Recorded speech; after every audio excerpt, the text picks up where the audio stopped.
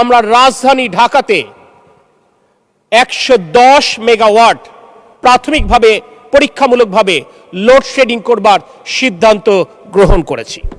আমরা মনে করি শহরের মানুষ আরামে থাকবে এবং গ্রামের মানুষ অর্থাৎ খেটে খাওয়া কৃষক কষ্টে থাকবে, এটি কোনোভাবেই কাম্য নয়।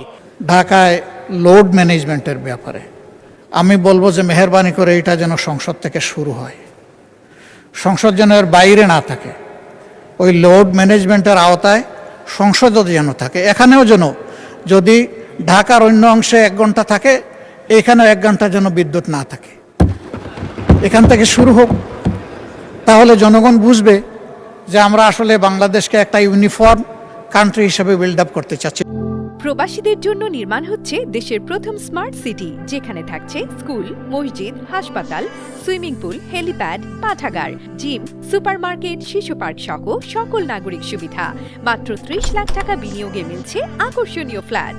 প্লাটিনাম ইনভেস্টরদের জন্য ঢাকা বিমানবন্দরে ভিআইপি প্রোটোকল সুবিধা। বিস্তারিত জানতে যোগাযোগ করুন স্ক্রিনে দেয়া হোয়াটসঅ্যাপ অথবা ইমো নাম্বারে।